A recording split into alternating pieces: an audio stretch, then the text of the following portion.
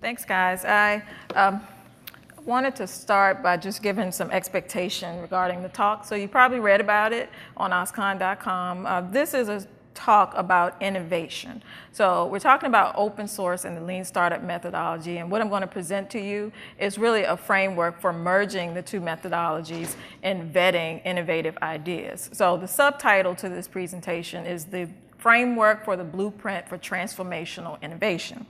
I wanted to start by talking about the term innovation. Make sure my slides are advancing. Innovation is one of those loaded words that for most people, innovation means that you've created something very complex, or that people that have very high skills have created something that's very scientific, things that most people can't do. So that term usually means some high-tech innovation. My definition of innovation are a solution that actually has significant impact. And so as I'm using the term innovation, I'm referring to solutions which have significant impact on an organization, a community, on people. And so that's what I mean by innovation. And so just to give you some background on my background, again, my name is Kishaw. I'm from Virginia. I am a computer scientist. My degree is in computer science. I have about 20 years of experience in the technology industry. I am a serial entrepreneur. I have a firm called Websmith Group that I started about 12 years ago, and I have about equal amount of experience in corporate as well. I have a startup that I've recently started, and so today what I'm going to do with you is to help you understand how to take ideas from conception into commercial settings. And what I'll do is just give you some examples of some projects that I've worked on, as well as some things that I've read about and noticed and have been collaborating with people in this space. So I wanted to start with this message, which is innovation is not a business. So there are a lot of innovation centers, innovation programs, maker spaces. A lot of corporate enterprises have innovation programs that people use to create new ideas or new approaches to existing technologies. Our version of innovation is that it's not a business, it's a mindset. So I want to start there. Secondly, as I mentioned, we're going to be talking about how to merge lean startup methodology and how to use open source principles and tools to facilitate better ideas, to create better ideas, and to speed up the rate at which we learn about these ideas. One of the things I wanted to point out, innovation generally starts with an idea. So generally someone comes to you with a bright idea. I want an app. I want to build something. This is my idea. What happens normally is that resources are invested in the building of the idea, in executing that idea, and creating an app. This methodology requires that the resources be invested in evaluating the idea and vetting the idea and experimenting and determining whether this idea is compelling and viable enough to invest resources in. So resources should never be invested in executing ideas. They should be invested in testing your hypothesis. So the framework that I'm going to explain today requires 5 stages of innovation. We start with vetting ideas. So we've talked about the idea phase. I've mentioned that ideas aren't businesses. A lot of times people have ideas and they want to rush to build something, patent something. An idea is really just an opportunity. And so in building innovation programs and innovation spaces, it's very important to define what's the importance of an idea. If you consider an idea to be a business, then what happens in a corporate environment and in a business, the idea goes through what we call stage gates. So you come to me with an idea, and then it has to follow the channel. It has to go through an approval process of corporate executives, key stakeholders. They decide whether your idea is valuable enough to do anything with. And a lot of times that is based on business metrics. It may be based on who presented the idea. So if you're in a position, a decision-making position, your ideas may be valued heavily over someone that's not in that position. And so in terms of open source principles, we present in the idea phase that all ideas should be considered. And so all ideas should be considered because all ideas are valuable, and the idea is really just an opportunity to continue to explore. And so that's what we do here. I wanted to point out really quick about the slide. So In running through this talk, I'm going to present a high-level framework. There are open source tools that can be used in each one of these phases. I'll point out a few of them. I won't dive into a lot of details regarding how to use them, but they are noted on the slide deck. The slide deck will be available on OSCON.com, so you don't have to take a lot of notes. You can just download the slide or email me directly. In terms of ideas, there are plenty of brainstorming tools in the open source space. There's XMind. I've used a tool called Lean Launchpad Central that's pretty great. There are tons of them, and so we've noted a few of them here. I wanted to continue to explore a little bit about IDEA by telling you a story regarding a product that we started with in 2002. So we have a product that it was our first, in WebSmith Group, is our first product that we launched commercially, and it started in my prior corporate position. So I used to be the director of a group of people in a hospital, and our group we were the innovation program for this particular healthcare system. And my job was to vet ideas and to build special solutions. We were like the special ops team. So we would go in and build things that were not appropriate for the IT department to build. And so in that role, I was called, the CFO reached out to me. He wanted to get my help in building an ETL script. He needed me to build something that would take data out of massive Excel files. He had hundreds and hundreds of Excel files. And he wanted to build a script that would automatically take that data out, transform it, load it into a central database. So he presented me with an idea, and he just wanted my help in executing it. In terms of vetting ideas, we were in an environment where all ideas were considered. So my background is in computer science, but the thing that I do best is I am curious. I always want to know why. So I was always the child that would ask why. Well, why? Why are you doing this? Why do you need this? What are you doing?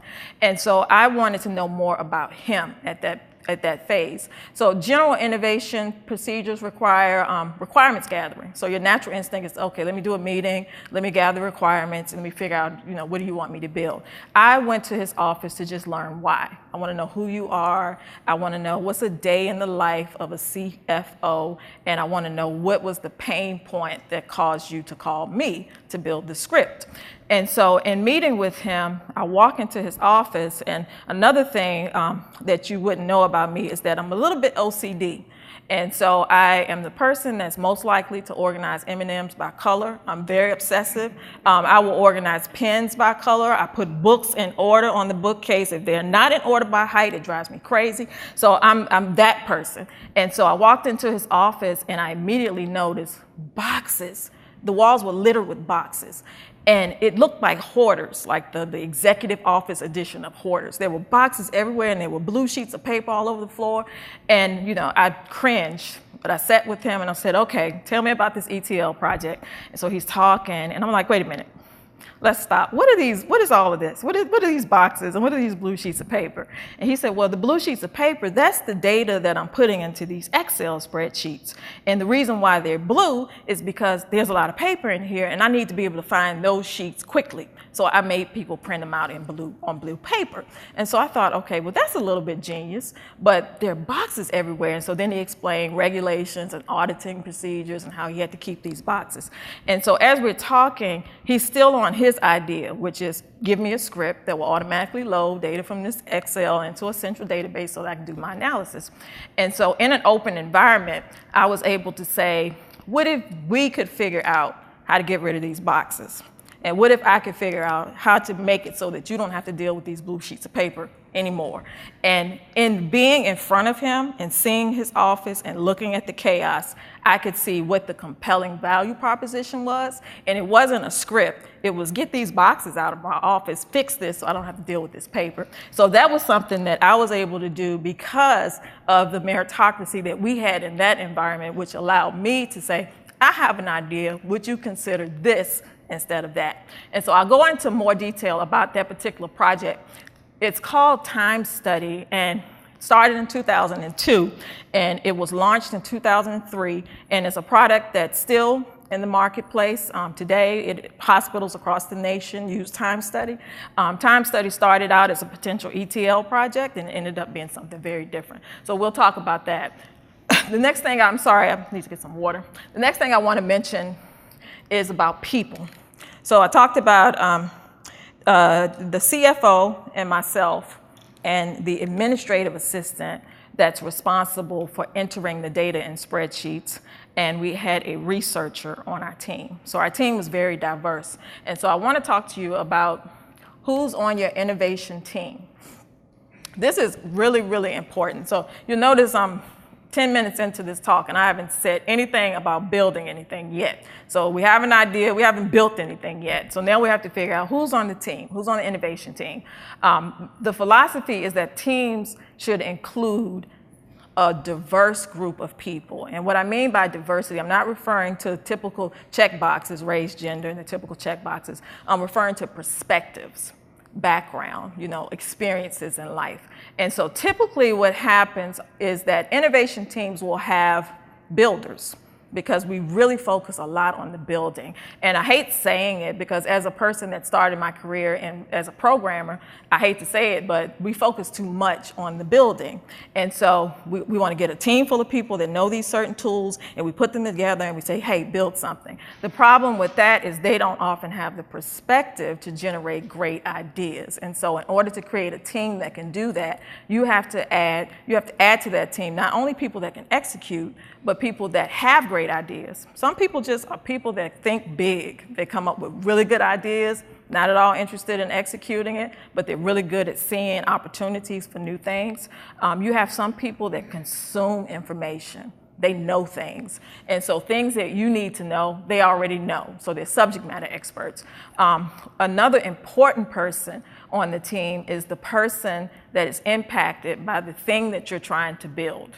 And so often we don't include those people on our team until the end of the process.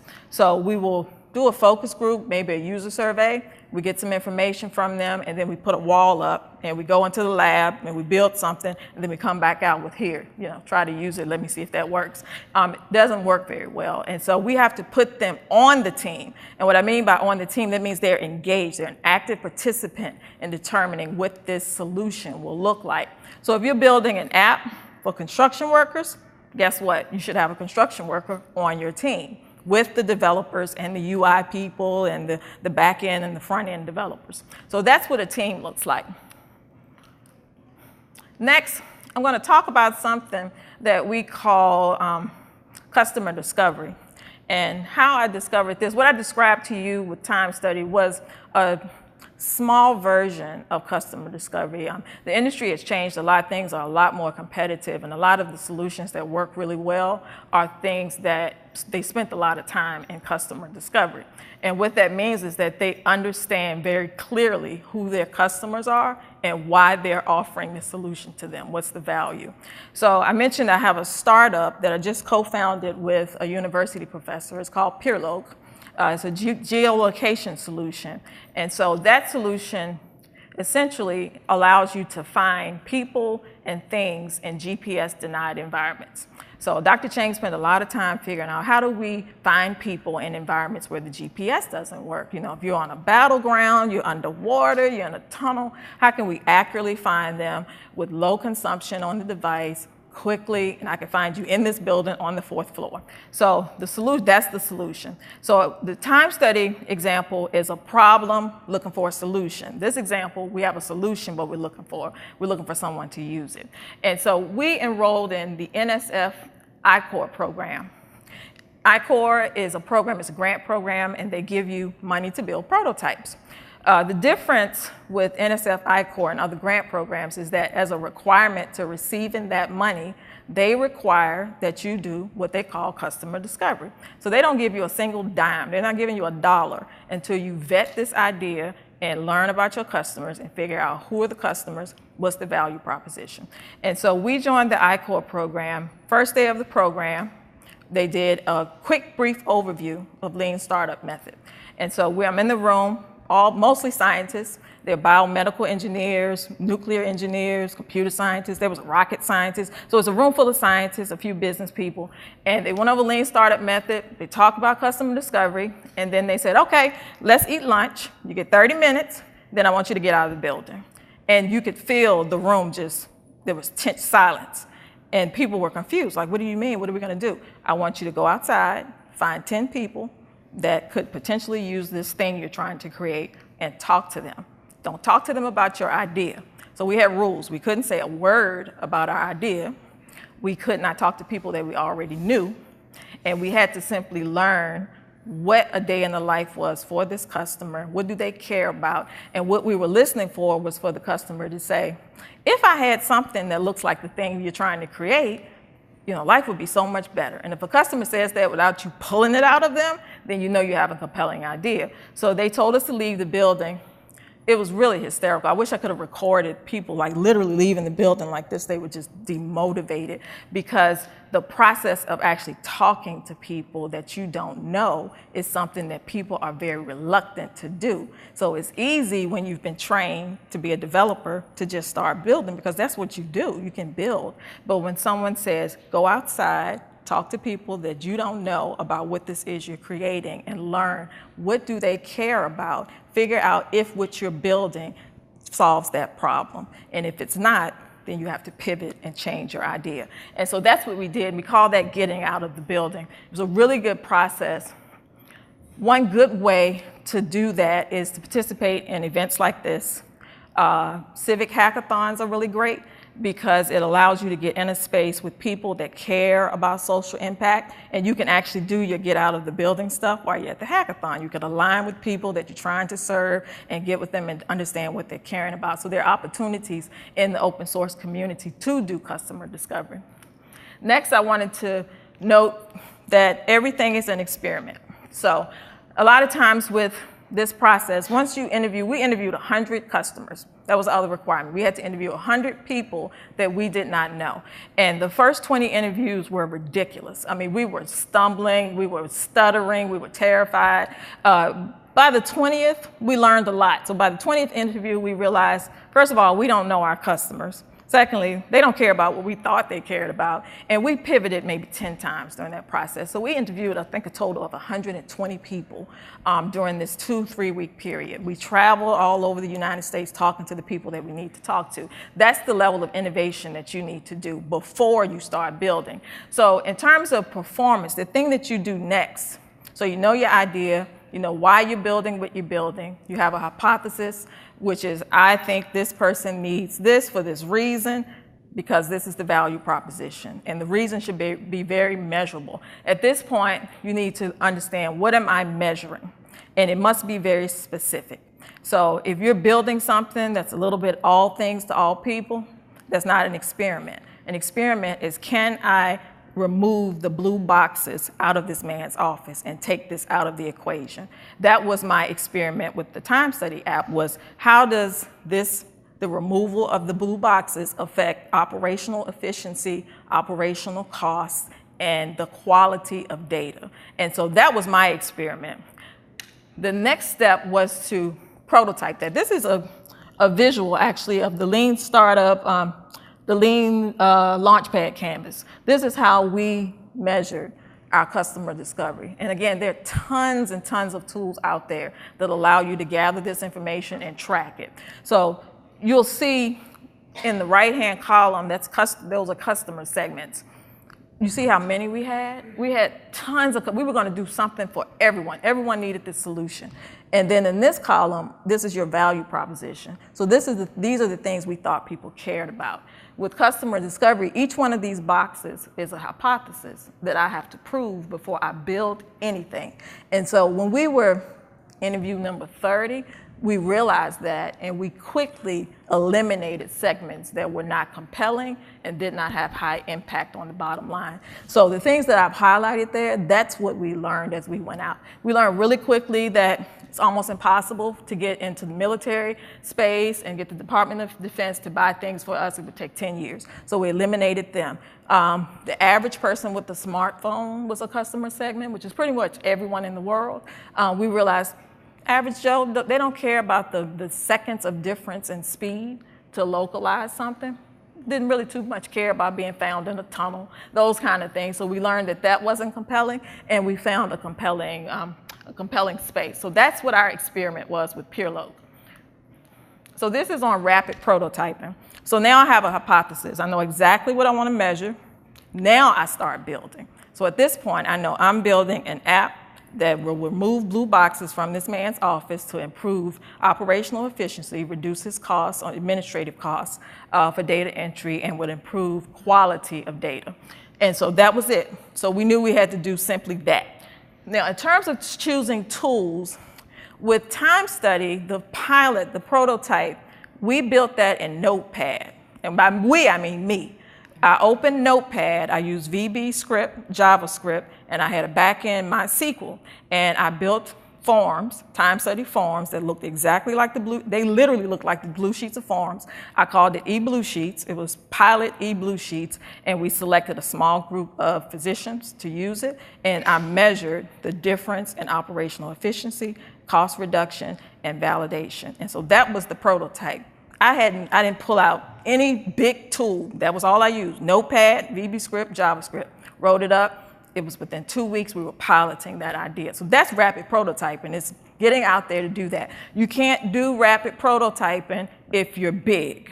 So if your idea is just so big, you don't know exactly what you're measuring, very difficult to do something like that and turn it around that quick. But when you're very specific that this solution alone, if I get forms that can validate data in real time and remove the element of data entry people entering it, then I can get those blue boxes out of his office. And so that's what we did. What we learned was that we were correct, that the value proposition was correct. It was a huge return on investment, but we also learned that there were things we didn't consider.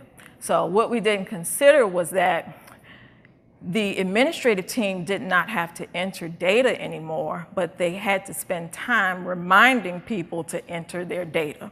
So before they would enter it, now they're spending all the time, please log in and enter your data onto this form. So they spent time doing that. So that sparked another experiment, which is what can we do to remind people? How can we build this technology so that it will remind people so that these people don't have to do that? And so that's how we evolved that product over the course of, it's been 13 years now, but it has evolved. And so back in 2002, our issue was paper. How do we get rid of the paper? Today, the issue is, how do I eliminate the need for these people to explicitly report their time? Data's everywhere. How can I integrate and pull this data from other sources so that they don't have to log in and submit their time? So that's innovation. And if you keep doing that experimental process, then you can keep a product in the marketplace forever, because you're constantly adjusting to the needs of the customer. And so the customer that I'm referring to, they still use the product. It's been 13 years. And so the only reason that they still use this product is because we do this over and over and over again. We just keep doing this. And so it evolves as they evolve. One of the things I wanted to point out was content first approach. So you may know that everyone knows Groupon by now. Groupon is site, you get discounts on retail products and services and vacations and things like that. Groupon's first prototype was a WordPress site because they took a content first approach, which was our value is that we're giving this information to these people and we want to measure if it's a compelling value proposition for people and who that's for. And so they put up a WordPress site, they typed in information and they launched that. And they learned a lot through that. And so with that process, they were able to take the resources that they would have spent building something huge that may or may not have worked, and they put that into building something that they know worked because they did the rapid prototyping. So I wanted to point that out. There are some other tools noted here. I mentioned MySQL, WordPress, tons of tools, there are tons of tools that you can use to do rapid prototyping. Even in design, Bootstrap is always good when you're doing rapid prototyping. Next, I wanted to mention money. Everyone's wondering, well, how do you fund this? Because a lot of corporations have innovation programs within their companies, and it's funded by the company. The problem with investing too much money too quickly is that money can actually delay your ability to know that your business model sucks and it doesn't work. So if you have a lot of money to do this experimenting that I'm talking about, it may take you a while before you realize that this doesn't actually work. And so with this process, one of the things that I recommend is bootstrapping to the degree that you can, to make it tight as necessary to do this prototype and this iteration, the customer discovery. And the reason why that's important is it creates creativity, because you have this much to work with. You have to figure out how to make things efficient. And so as you're doing your prototyping, you're figuring out how to make things efficient. When you have a lot of funds to do that, you don't have to figure that out. And actually, it takes you longer before you realize that the model doesn't work. And so through building the time study app, that's one thing that we learned. So our first iteration, we had a paying client using the first version of that product. In our profit plan, we built in that a percentage of that profit would be used to fund the next iteration.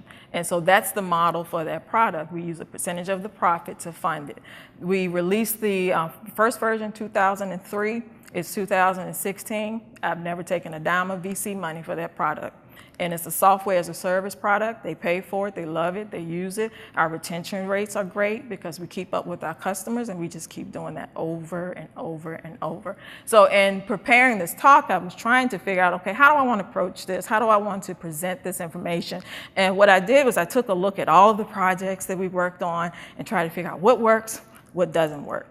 Over and over, this works. If you start with this process, if you put more emphasis on the thinking and the getting to know people before you build, and if you make it tight so that the money, you don't have a lot of money to build, you have to figure out how to do this on a shoestring so that you can figure out what the model looks like. You can build a business that is very scalable. And so another thing I wanted to point out is about business models when you're developing using open source tools. So some businesses will use open source tools to create the product. Some businesses use open source tools just in the process of innovation. So you're using it to track things that you're doing, but you're not putting it in your product. If your product has any use of open source tools, you have to determine, so what's my business then? If I'm using open source tools, where's the business? And one approach is that if the open source part of the product is the core part of the product, it stands alone, it has a customer segment, it offers value, it's its own product, that you can build commercial extensions to that product, and perhaps that's your revenue model. An alternative is that your business is an open source product, but that your revenue model are services, consulting services, support services, and other items, and that's how you make your money. So that's important as you're prototyping, to identify the balance between the use of the open source tools and also the business and how you're going to structure your business. This is a little cheat sheet that I've used to ensure that open source principles are integrated, tightly integrated into the process of innovation. So this is essentially the 5 things that I just talked about. It's a way of keeping things very well defined. So purpose, that's your hypothesis. What am I testing?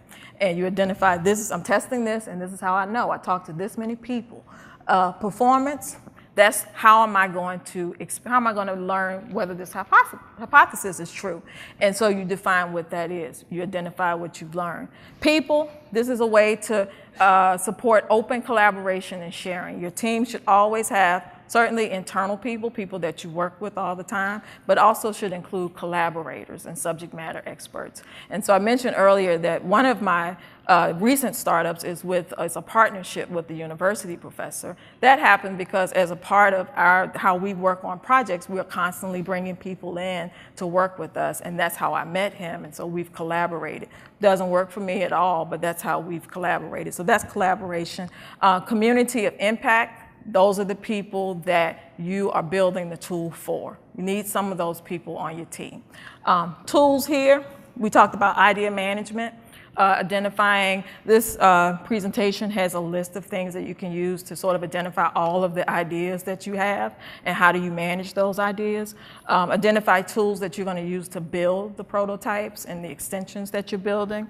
To identify the tools that you use to measure your experiments. And finally, to identify what you've learned about that. And then place, we talked about place, that's getting out of the building. So you can't do innovation in a building. So it's great to have an innovation space, a maker space, a building, a place that you tinker. If you want to do transformational innovation, you have to leave that building and go where the people are that you're trying to serve. Unless you're building a solution for the innovation space, then stay in the space. But you have to get out of that space so that you can get the information that you need about the product. So that's what place is. Where do you gather information? Tons of tools, events, places for you to get information, data sets. What are you sharing with people? So as you are building, what are you giving back to the community? Are you telling them, I did this experiment, this is what I learned, I used this open source tool to do this prototype, this is what I learned, I modified this, let me upload it. You have to share that information. And then discovery. How are you discovering whether your idea is an idea that's compelling enough to build? So that is a quick run through of the framework for transformational innovation. One of the things I wanted to make sure that we had some time for questions. Does anyone have any questions? Yes. Hey. One question about your opinion on getting out of the building on innovation. And I know a lot of, as an entrepreneur who's working on a new product, a new idea, there's some education that you have to do for your target customers. Yeah. I wonder if you just personally have figured out how to balance kind of learning from your potential customers versus educating them on what's possible. Oh, I see. So with some ideas, I think what you have to do is to connect to the value proposition. So instead of connecting to the tech and sort of the emerging tech and what's possible there, you want to connect to the why. Like I'm cleaning up the man's office, I'm getting rid of these boxes, I'm reducing costs. So if you connect with that, if you're talking to a customer and they say, hey, that's my pain point, I think about it all the time, I wish there was a way to resolve that pain point. You don't have to necessarily educate them about how you're going to resolve that pain point. So focus on why, always focus on why. A lot of times we focus a lot on the app, the tool, the tech. Those things are very, very important. But in taking ideas from conception to commercialization, thinking and this evaluation and analyzing is critically important, and also structuring your innovation projects so that they are experiments. They're not business launches, they're an experiment. And so it's a constant experiment. You want to test that hypothesis, you put a prototype, you put a feature in front of them, you have tools to measure if it works, then you push it into production if it does. And so you have to think of it that way. So when you're engaging with customers, think about the why it's important, the value that you're offering. You don't necessarily have to educate them on emerging tech and everything that's possible. Okay. Any other questions? Yeah. So you talked about forming a diverse innovation team. In your experience building these innovation teams, are you evaluating personality types as well as perspectives? Yes, sometimes. It depends. So personality types, that's a tricky one. You have certain personalities that work well together. What I find often is that if I focus more on the value that we're offering. And so the teams that we build, each person is offering some value to that process. So I personally don't focus on personalities unless personalities become a problem. I often find that sometimes that friction with personalities also sparks some creativity as well. And so I don't want to just say, oh, I don't think this person would work well with that person, because what do I know? So if this person knows what they need to know to add to this project and this person can execute, put them on the project, let them work together, and they can be adults. And so if they can't work together, it's a different question. But for me, it doesn't impact the innovation and the forming of teams at all. Okay. Other questions? Yes. Can you talk about timeline, how you balance the process and the time to market? Yes. Yeah. So timelines are important. Timelines are often driven by business metrics. So innovation, I'm separating this from the business, right? So the business will drive you to do things quickly because you want to hurry up and make money. You can quickly do customer discovery. We did 100 interviews in 3 weeks, so you can either do it in 2 or 3 weeks, or you can take 6 months, but you still must do it. So the process is what it is. The business part is what drives the timeline, because often the person with the idea, they have this urge to make money, and we're in a climate where make an app, innovate is synonymous with making money, and so everybody wants an app. They don't know why yet, but they want an app. And so that's what happens with that process. It's often, it infects this process, because you have to hurry up and do things, and you're just trying a little bit of everything and throwing darts at a board. And so that's not ideal. What you usually learn is that you'll over-engineer the product to the degree that you just try a little bit of everything and hope that something works and hope that you start getting paid. So you really can't avoid that process. That's why this part, doing this on a shoestring, is very important, and approaching it as an experiment and not a long development process that's very costly. If it's really costly, you run into a situation where the innovation owner, the person that's funding it, they become very antsy because they've spent a lot of money already and they need to get a return on that money. So that's what it kind of avoids that, so that you can freely vet the idea. Okay? You had a question? Once you've run the experiment with your innovation team and you decide you're going to turn it into a product, use the same team, different team? Team morphs, for sure. So at that point, you need people to do ongoing customer discovery. Sometimes it's the same person. If they're committed to the product, they may stay with it because they want to keep going. It's ideal if at least one person from that team is on the, what we call the maintenance team.